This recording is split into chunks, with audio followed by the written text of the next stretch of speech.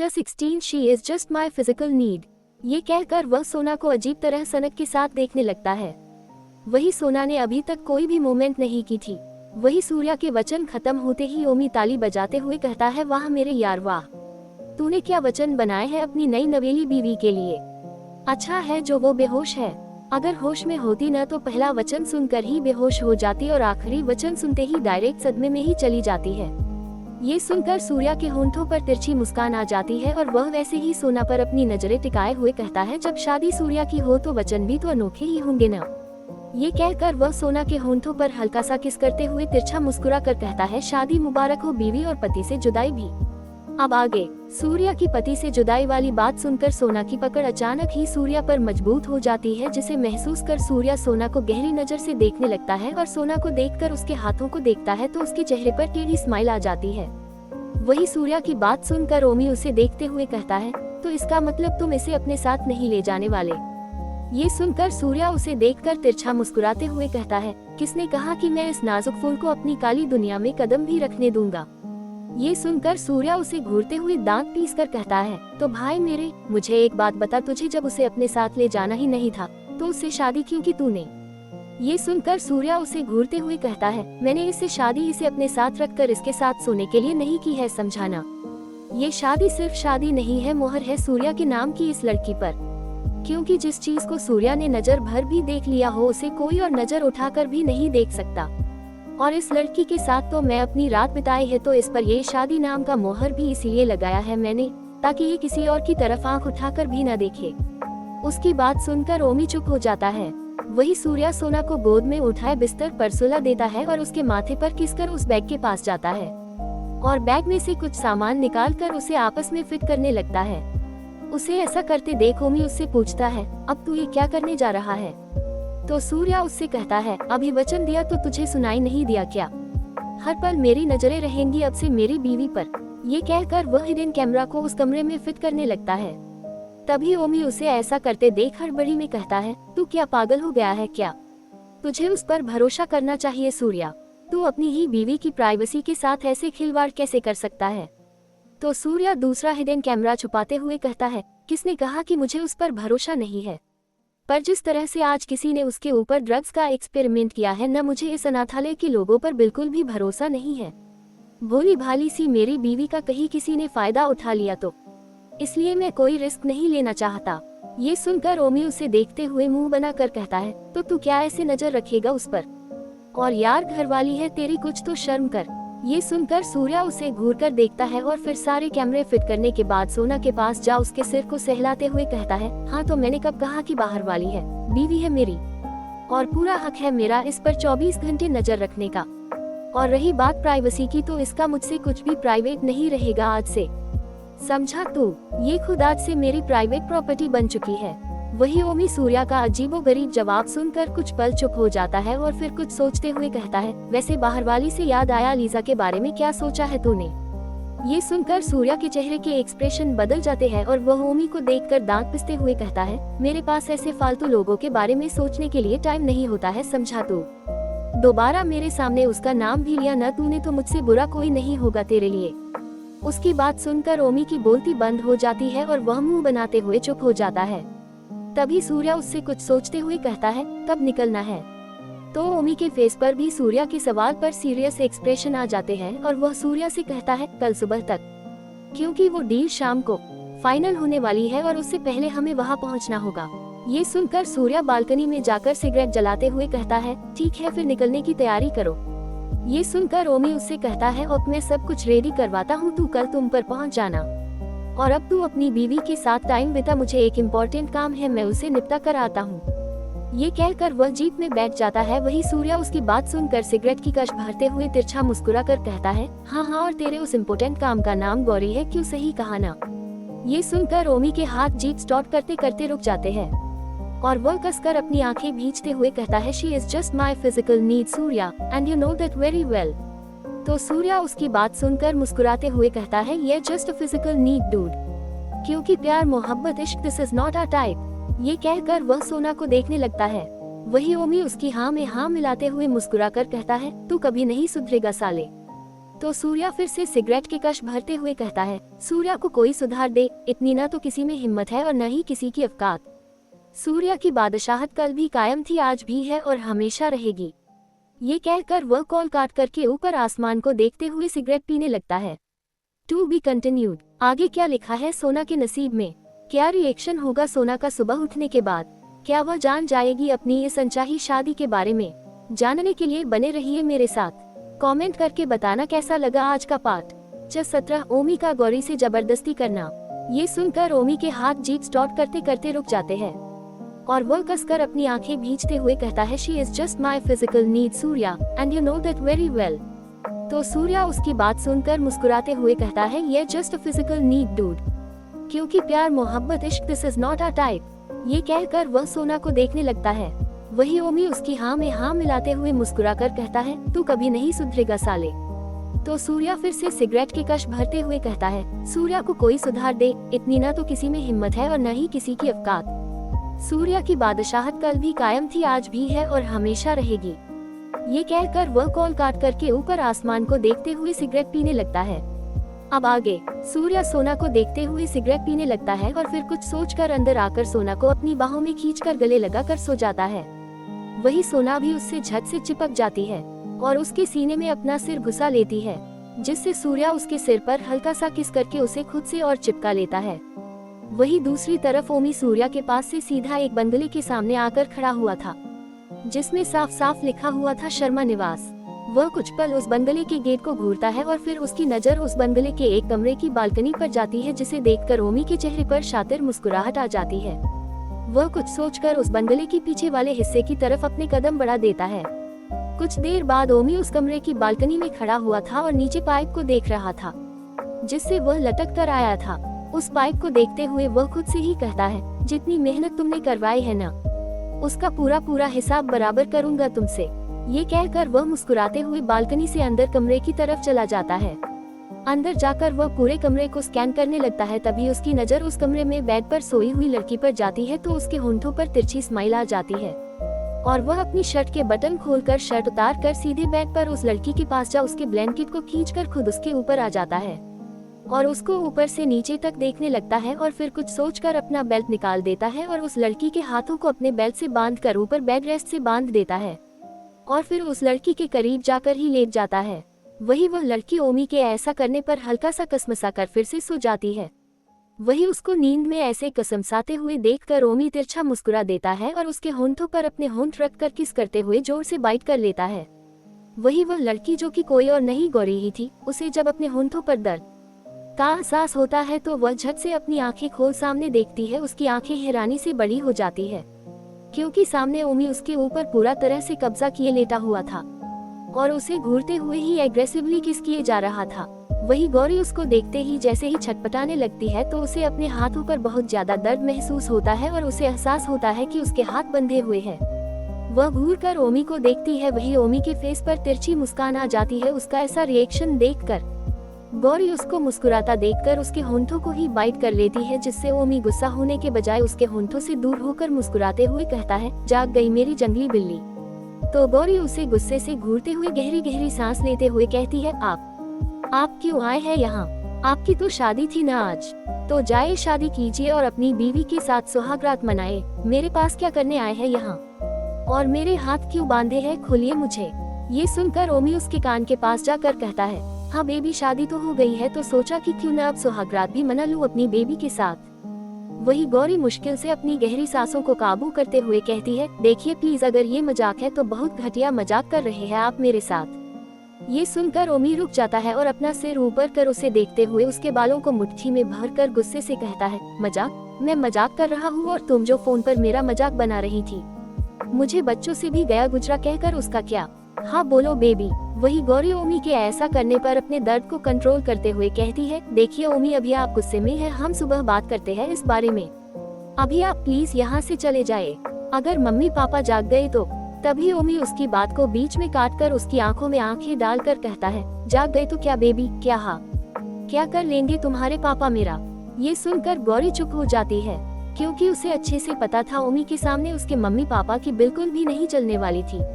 ओमी वह करके ही रहेगा जो वो करने आया है। वह बस ओमी को आंखों से ही रिक्वेस्ट करने लगती है। वही ओमी उसकी बातों को अनसुना करते हुए कहता है, आई डोंट केयर बेबी, मुझे फर्क नहीं पड़ता कौन जाग रहा है और कौन सो रहा है। तुम बस चुपचाप मुझे वो दे दो जो मुझे तुमसे चाहिए होता है। और अगर तुमने मेरा साथ नहीं दिया तो तुम भी यही हो और मैं भी यही हूँ। पर तुम जिस फैमिली की बात कर रही हो न, वो शायद तुम्हारे मना करने से यहाँ नहीं रह पाएगी। ये सुनकर गौरी के आंखों से आंसू निकल आते हैं, पर ओमी को उसके आंसुओं से जैसे कोई फर्क ही नहीं पड़ रहा होता है। वह एक नज़र उसके आंसुओं को देखता है और फिर एक झटके में खुद को शिफ्ट करते हुए गौरी के अंदर समा जाता है।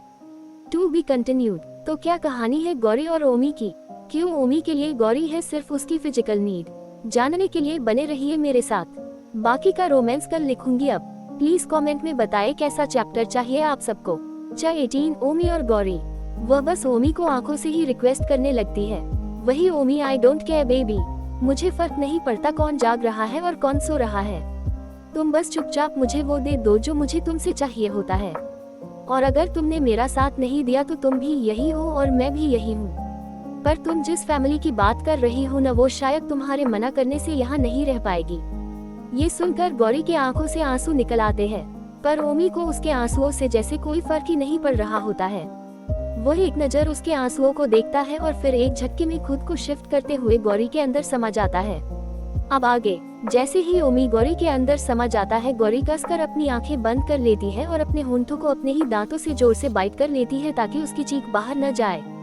वही ओमी उसकी ऐसे देखकर मुस्कुराते हुए कहता है, no baby don't do this, it's all mine. ये कहकर वह खुद झुककर उसके होंठों पर अपने होंठ रख देता है और हंगरली उसको किस और बाइट करने लगता है। कुछ देर उसके होंठों को बाइट करने के बाद ओमी उसके होंठों को छोड़ उसे देखते हुए गौरी के गालों पर अपने होंठ चलाते हुए कहता है, how can be this lips are very tasty, मैं रात भर इन्हें चखना चाहता हूँ बेबी। तो गौरी ओमी की बात सुनकर अपनी सांसों को काबू करते हुए उसे देखकर कहती है, क्यों आपकी माफिया वर्ल्ड में लड़कियों की कमी हो गई है क्या, जो आज आप रात भर मेरे होंठों को चखना चाहते हैं? गौरी की बातें सुनते ही ओमी का पारा चढ़ जाता है और ओमी अचानक ही गौरी के अंदर से बाहर आ जाता है और वह अचानक से अपनी मूवमेंट रोककर गौरी को गुस्से से घूरने लगता है। तभी गौरी उसकी नजरों को अनदेखा कर उससे अपनी नजरें फेर जैसे ही करवट बदलने के लिए पलटने वाली होती है, ओमी पीछे से उसके बालों को कसकर पकड़ते हुए कहता है, बहुत जुबान चलने लगी है न तुम्हारी बेबी, बहुत जवाब देना सीख गई हो मुझे। पर शायद तुम ये बात भूल चुकी हो बेबी कि तुम जिसके सामने अपनी जुबान चला रही हो न, वो तुम्हारे लिए पहले ही हैवान साबित हो चुका है। और रही बात माफिया वर्ल्ड के लड़कियों की, तो उनकी बराबरी तुम खुद से नहीं करो तो तुम्हारे लिए बेहतर है, क्योंकि तुम उनके पैरों की धूल की भी बराबर औकात नहीं रखती मेरे सामने। ये कहकर वह उसके बालों पर अपनी पकड़ और मजबूत कर देता है। वही गौरी के आंखों से आंसू बह निकलते हैं ओमी की ऐसी बातें सुनकर। उसे जो दर्द ओमी दे रहा था उसका दर्द तो वो फिर भी बर्दाश्त कर पा रही थी, पर जो दर्द ओमी की ये जलील करने वाली बातें उसे दे रही थी, वह उसके बर्दाश्त से बाहर हो चुका था।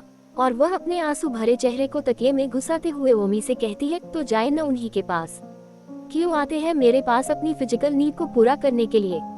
मैंने तो आपको कभी नहीं रोका किसी के पास जाने से।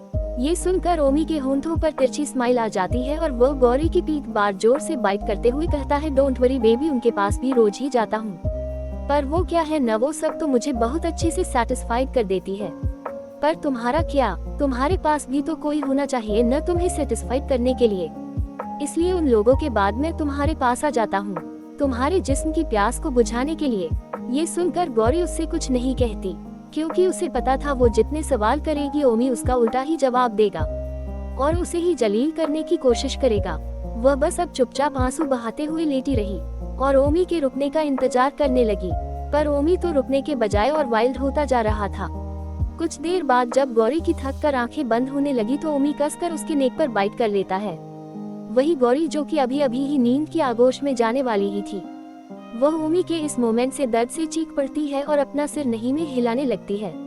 उसे अपने हाथों में भी काफी दर्द महसूस होने लगा था, पर ओमी उसकी एक नहीं सुनता और उसके साथ और भी वाइल्ड होता जाता है। रात भर ओमी गौरी को नहीं छोड़ता। सुबह के 4 बजे वह एक नजर गौरी को देखता है, जो कि थककर अपनी आधी खुली आंखों में आंसू लिए उसे ही देख रही होती है। तो ओमी उसको अपनी गोद में उठाता है और गौरी के रूम के वॉशरूम में ले जाकर उसे फ्रेश करवाता है। वही गौरी बिल्कुल चुप थी और ओमी जो कर रहा था उसे करने दे रही थी।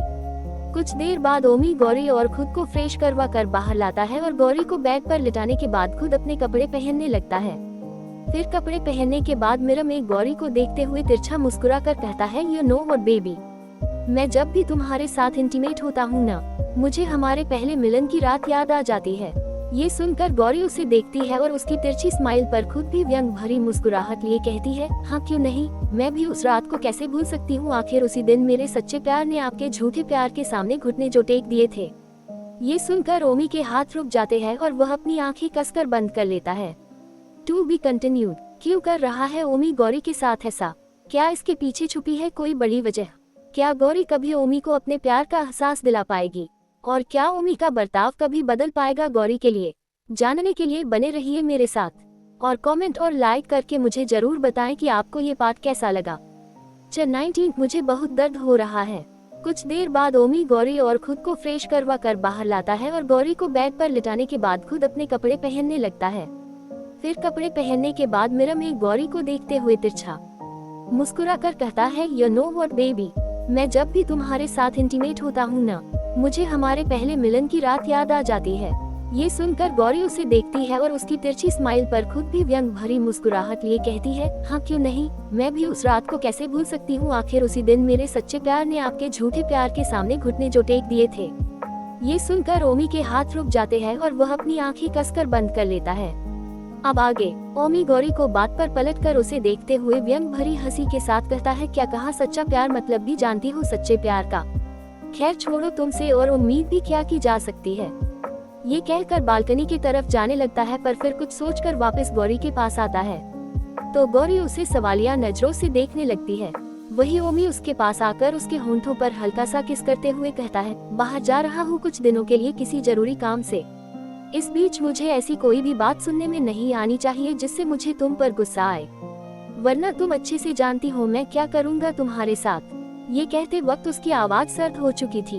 वही गौरी उसकी बातों के जवाब में सिर्फ हाँ में अपना सिर हिला देती है तो ओमी उसके माथे पर किस करते हुए कहता है, ध्यान रखना अपना, और फिर वहाँ से चला जाता है। वही गौरी आंखों में आंसू लिए उसे जाता हुआ देखती रह जाती है। दूसरी तरफ सूर्या रात भर सोना को ही निहार रहा था। उसने एक बार भी अपनी पलकें नहीं झपकाई थी। तभी उसके मोबाइल पर ओमी का नोटिफिकेशन आता है। नोटिफिकेशन को देखकर सूर्या की आंखें डार्क हो जाती है और वह एक नजर सोना को देख उसके सिर पर किस करके उसके छोटे से चेहरे को देखते हुए कहता है, प्यार या मोहब्बत नहीं हो तुम मेरी बीवी, सिर्फ तुम्हें अपना बनाकर तुम्हारे नसीब में मैंने खुद को लिखा है। शादी तो कर ली मैंने तुमसे, पर सॉरी बीवी, ये साथ निभाना साथिया वाले होप मत रखना तुम मुझसे, क्योंकि हम दोनों का साथ तबाही का कारण बन सकता है। इसलिए तुम्हें अपने प्यारे पति से अलग ही रहना पड़ेगा, पर सिर्फ अलग रहने की बात है, दूर नहीं, क्योंकि मुझे तो शायद अब तुम्हारी इस खुशबू की लत लग चुकी है, तो तुमसे मिले बिना तो मैं रह ही नहीं पाऊंगा। ये कहकर वह उसके बालों को स्नीफ करने लगता है और फिर यह कहकर वह सोना को खुद से अलग कर खड़ा हो जाता है और फिर अपने कपड़े ठीक करते हुए कहता है, जाना पड़ेगा बीवी, क्योंकि अब मैं शादीशुदा हूँ तो एक अच्छे पति की तरह कमाना भी तो पड़ेगा न मुझे। वैसे भी तुम्हारी बातों से तो लगता है कि तुम किसी बच्ची से कम नहीं हो, पता नहीं कैसे संभालूंगा तुम्हारा बचपना। ये कहकर वह उस टेडी बियर को लेकर सोना के पास सुला देता है और सोना का हाथ उस टेडी पर रखते हुए कहता है, वैसे तो मुझे तुम्हारा ये अकेले का खुद का आविष्कार किया हुआ हमारा गुलाबी बच्चा बिल्कुल नहीं पसंद। ये कहकर वह सोना के टेडी बियर को घूर कर देखता है और फिर एक गहरी सांस लेते हुए कहता है, पर क्या करूं, जब मेरी बीवी बचपने में ही मॉम बन गई है तो उसके बेबी का ध्यान तो मुझे ही रखना पड़ेगा ना। ये कहकर वह सोना के टेडी के कॉलर में लगे बो को देखता है और अपने पॉकेट से एक छोटा सा माइक निकाल कर उस बो में फिट करते हुए तिरछा मुस्कुरा कर कहता है, देखे तो सही मेरी बीवी अपने अनचाहे शादी के बारे में जानकर और अपने अनजान पति को अपने पास न पाकर कैसे रिएक्ट करती है। ये कहकर वह माइक लगा देता है और सोना को ब्लैंकेट से कवर कर उसके नेक पर जोर से बाइट कर मुस्कुराते हुए वहाँ से बालकनी के रास्ते से होकर सीधा बाहर चला जाता है। कुछ घंटों बाद सुबह के 9 बजे सोना की नींद दरवाजे के खटखटाने की आवाज से खुलती है।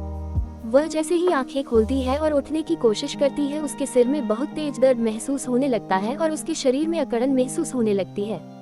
वह हिल भी नहीं पा रही होती ठीक से। वह जैसे तैसे अपना सिर पकड़कर बेड पर बैठ जाती है तो उसकी आंखों से आंसू बहने लगते हैं। उसे अपने पूरे शरीर में बहुत दर्द महसूस हो रहा होता है। वह जैसे तैसे खुद को संभाल जब खुद को और बिस्तर की हालत को देखती है तो उसे कुछ समझ ही नहीं आ रहा होता कि क्या हुआ है उसके साथ। वह जैसे तैसे खुद को संभाल बिस्तर से खड़े होकर दरवाजा खोलने के लिए जैसे ही आगे बढ़ती है, उसकी नजर सामने आईने पर से देख रहे खुद के अक्ष पर जाती है तो उसके कदम लड़खड़ा जाते हैं और वह झट से आईने के सामने जा खुद को ऊपर से नीचे तक देखने लगती है तो उसके शरीर पर ऐसी कोई भी जगह नहीं बची थी जहाँ काटने के निशान न हो। वह अपने शरीर के बाइट मार्क्स को छूकर देखती है तो उसे बहुत तेज दर्द महसूस होता है और वह दर्द से अपनी आंखें बंद कर लेती है। तभी उसे बाहर से इस अनाथालय की दाई माँ की आवाज सुनाई देती है कमरे के बाहर से, सोना सोना बेटा क्या हुआ, आज अभी तक आंख नहीं खुली क्या तुम्हारी, तबीयत ठीक नहीं है क्या बेटा तुम्हारी, देखो हमें चिंता हो रही, चलो दरवाजा खोलो। उनकी आवाज सुनकर सोना जो दर्द से तड़प रही थी उससे अपना दर्द बर्दाश्त नहीं होता और वह जोर जोर से फुट फुट कर रोने लगती है। वही उसके रोने की आवाज सुनकर दाई माँ घबरा जाती है और जल्दी जल्दी जोर जोर से दरवाजा पीटते हुए कहती है, सोना बेटा क्या हुआ, रो क्यों रही है, दरवाजा खोल बेटा, मुझे बहुत घबराहट हो रही है सोना, सोना दरवाजा क्यों नहीं खोल रही। वही सोना दाई माँ की बात सुनकर जैसे तैसे खुद को संभाल कर खड़ी होती है और दरवाजा खोलती है।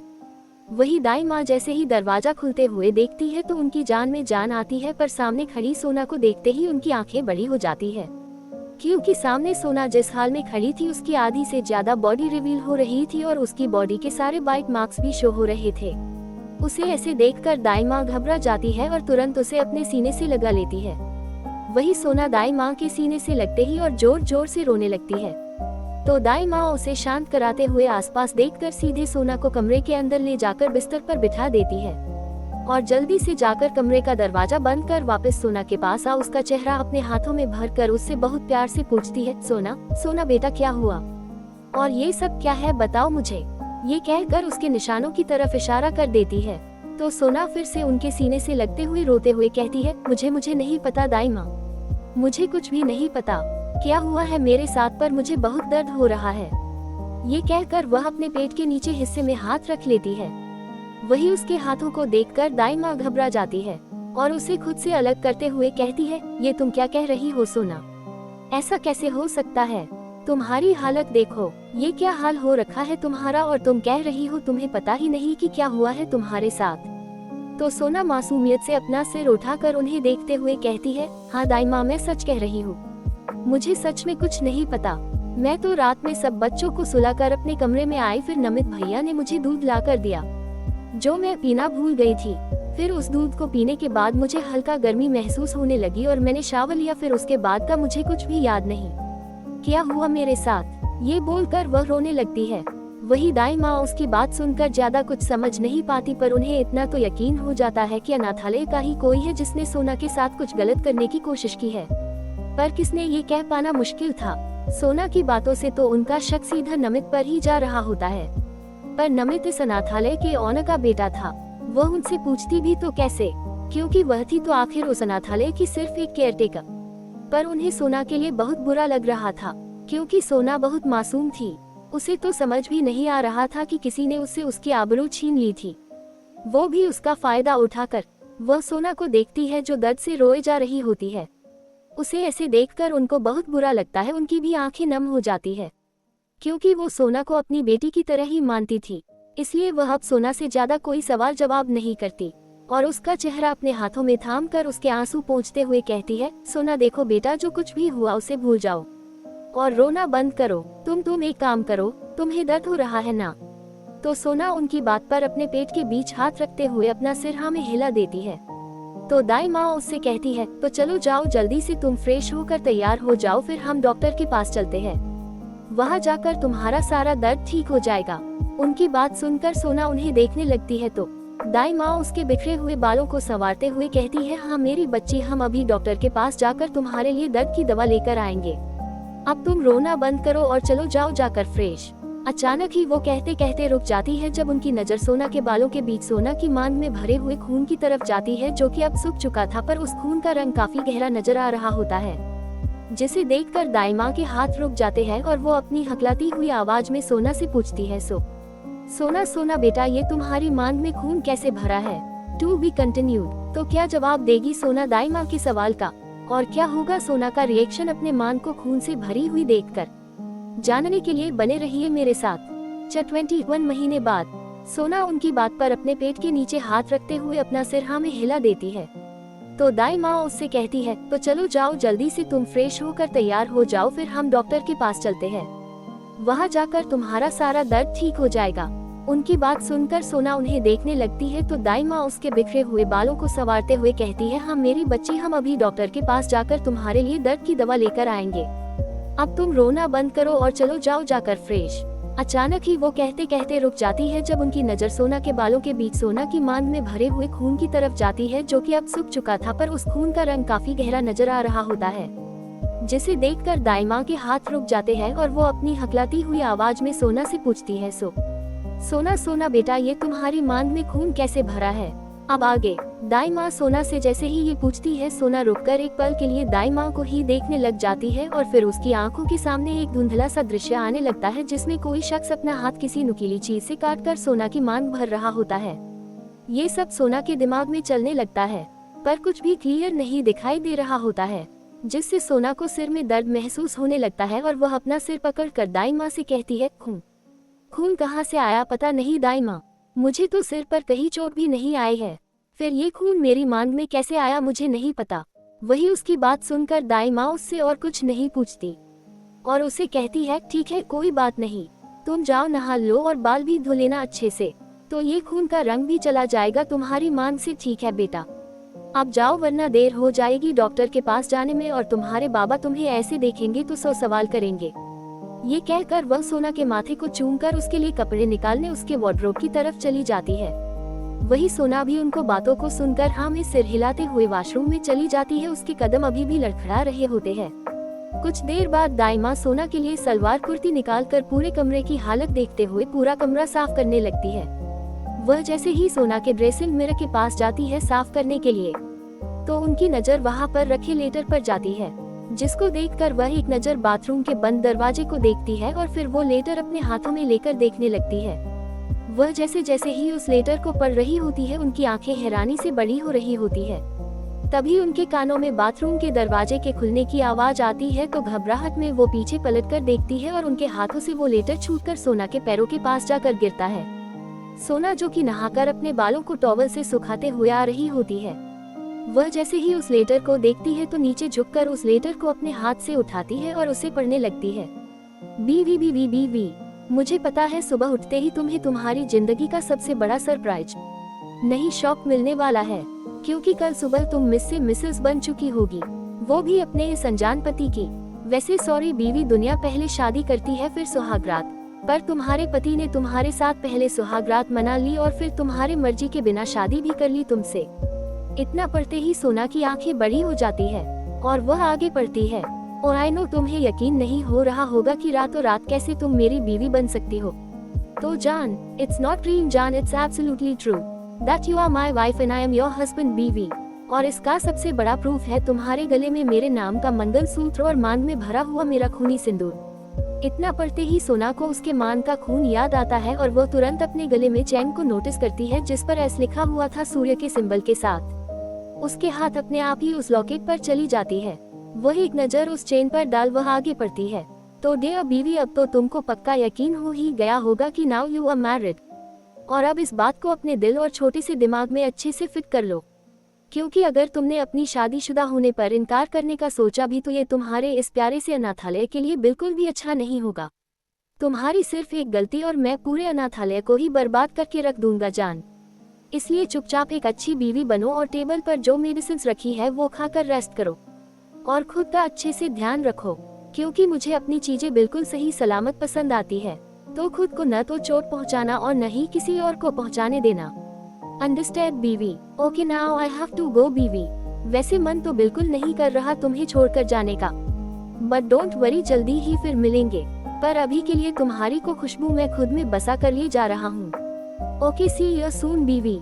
सोना लेटर पढ़कर वही घुटनों के बाल रोते हुए बैठ जाती है, तो दाई माँ भागकर उसके पास आकर उसको अपने सीने से लगा लेती है। कुछ देर यूं ही रोने के बाद सोना जब चुप हो जाती है, तो वह दाई माँ की तरफ देखते हुए रोते हुए पूछती है, क्यों दाई माँ, क्यों मेरे साथ ही क्या हो गया ये, और क्यों मैंने किसी का क्या बिगाड़ा था जो ये सब हुआ मेरे साथ। वही दाई माँ उसको देखकर उसके आंसू पोंछकर बोलती है, चुप हो जा मेरी बच्ची, कुछ नहीं हुआ है तेरे साथ और तू कभी किसी के साथ कुछ भी बुरा कर ही नहीं सकती। तू जो हुआ वो सब भूल जा और छोड़ ये सब बातें। वही सोना दाई माँ की बात सुनकर उनसे दूर होकर खड़ी होते हुए कहती है, भूल जाओ, कैसे भूल जाओ दाई माँ, हालत देख रही है आप मेरी, किस तरह से नोचा है मुझे उस भेड़िए ने, और इससे भी मन नहीं भरा तो मेरा फायदा उठाकर शादी भी करके चले गए। ये कहते हुए उसके आंखों से आंसू बहने लगते हैं और फिर वह अपने आंसू साफ करते हुए गुस्से से कहती है, नहीं दाई माँ, मैं नहीं मानती इस जबरदस्ती की शादी और जबरदस्ती के रिश्ते को। ये कहकर वह अपना मंगलसूत्र खींचकर तोड़ने की कोशिश करने लगती है, लेकिन वो मंगलसूत्र इतनी मजबूत थी कि उसे तोड़ना आसान नहीं था। वही उसको ऐसा करते देख दाई माँ झट से उसके पास जाती है और उसे रोकते हुए कहती है, ये क्या कर रही है सोना, रुक जा बेटा, पागल हो गई है क्या? मंगलसूत्र का टूटना अशुभ माना जाता है और तू अपने हाथों से तोड़ रही है। ये सुनकर सोना रुक जाती है और अपनी नम आंखों से उन्हें देखने लगती है। तो दाई माँ उसके चेहरे को अपने हाथों में लेकर उसे समझाते हुए कहती है, देख चाहे जैसा भी तेरा उससे रिश्ता जुड़ा हो, पर अब ये रिश्ता जुड़ तो चुका है ना बेटा, और रिश्ते एक बार जुड़ने के बाद आसानी से नहीं टूटते। तो सोना उनसे गुस्से से कहती है, तो आप क्या चाहती है कि मैं अपनी इस जबरदस्ती की शादी से खुश हो जाऊं और पति मान लूं उस आदमी को जिसका चेहरा तक मुझे ठीक से याद नहीं आ रहा, जिसने कल मुझे नोचने में कोई कसर नहीं छोड़ी, बताओ आप। ये सुनकर दाई माँ उसका हाथ अपने हाथ में थाम कर उससे कहती है, देख सोना, मैं ये नहीं कह रही कि तू इस शादी को मान जा, पर तू इस शादी को झुठला भी तो नहीं सकती ना। देख बेटा, देख तू ये सब बात भूल जा बेटा, किसी को कुछ पता नहीं है। अगर तुम्हारे बाबा को या किसी और को कुछ पता चल गया तो पता नहीं वो सब कितने दुखी होंगे और उस इंसान को ढूंढने की पूरी कोशिश करेंगे जिसने तुम्हारे साथ ये सब किया। ये सुनकर सोना उन्हें देखने लगती है तो दाई माँ अपना सिर हैबनी हिलाते हुए कहती है, हाँ बेटा, मैं बिल्कुल ठीक कह रही हूँ, मैं जानती हूँ तेरे साथ गलत हुआ है, पर इस लेटर को पढ़कर तो यही लगता है कि जिसने भी ये सब तुम्हारे साथ किया वो कोई आम आदमी तो नहीं होगा। उसने साफ साफ लिखा है कि कोई भी लापरवाही हुई तो वो इस अनाथालय को बर्बाद कर देगा। क्या तुम चाहती हो कि इस अनाथालय में रहने वाले सारे लोग बेघर हो जाए और तुम्हारे बाबा जो तुमसे इतना प्यार करते हैं उन्हें तकलीफ हो? ये सुनकर सोना ने उन्हें देखकर अपनी नम आंखों से अपनी गर्दन में हिला देती है। तो दाई माँ ने उसके माथे को चूमते हुए कहा, तो बस मेरी बच्ची भूल जा ये सब एक बुरा सपना समझकर और एक नई शुरुआत कर। वैसे भी वो जो कोई भी था वो चला गया और अब मुझे नहीं लगता कि दोबारा कभी भी आएगा, इसलिए भूल जा ये सब। वही सोना उनकी बातों से सहमत हो जाती है क्योंकि वह अनाथालय को और वहाँ के लोगों को खतरे में बिल्कुल नहीं डाल सकती थी। परिवार के नाम पर यही लोग ही तो थे उसके पास जिन्होंने बचपन से अब तक उसका ख्याल रखा था, इसलिए उसने दाई माँ की बात मान ली। तभी दाई माँ ने ड्रेसिंग टेबल के पास जाकर सूर्या की रखी हुई दवाइयों को चेक किया तो वो सारी पेन किलर ही थी जिसकी सोना को सख्त जरूरत थी। दाई माँ ने उन मेडिसिन को देखकर अपना सिर हिलाया और लाकर सोना को देते हुए बोली, दवाई तो वो खुद ही यहाँ पर छोड़कर गया है तुम्हारे लिए, मैं कुछ नाश्ता लाती हूँ, तुम ये दवा लेकर थोड़ी देर आराम कर लेना, फिर हमें डॉक्टर के पास जाने की कोई जरूरत नहीं पड़ेगी। उनकी बात सुनकर सोना ने हमें अपना सिर हिला दिया। वही दाई माँ वहाँ से चली गई। कुछ देर बाद दाई माँ नाश्ता लेकर आए, उन्होंने सोना को नाश्ता करवा के दवा खिला दी और सुला भी दिया। वही सोना इतनी थकी हुई महसूस कर रही थी कि दवा खाए ही सो गई। 1 महीने बाद दिन इसी तरह बीतते चले गए और आज पूरा 1 महीना हो गया था सोना के साथ हुए उस हादसे को। दाई माँ और सोना ने किसी को भी उस रात के बारे में कुछ नहीं बताया था। धीरे धीरे सोना भी अब बहुत नॉर्मल हो चुकी थी, उसने कॉलेज जाना भी शुरू कर दिया था। आज सोना के कॉलेज में होली का फंक्शन रखा गया था जिसमें सोना डांस परफॉर्म करने वाली थी, इसीलिए सबने पूरे अनाथालय को चिड़ियाघर बना रखा था। To be continued. क्या होने वाला है होली फंक्शन में? क्या सोना भूल चुकी है अपने अनजान पति के बारे में? क्या फिर से सामना होगा कभी सूर्या और सोना का? जानने के लिए बने रहिए मेरे साथ। सॉरी गाइस, ये कल का चैप्टर है जो आज पोस्ट कर रही। आज का चैप्टर शाम तक पोस्ट कर दूंगी।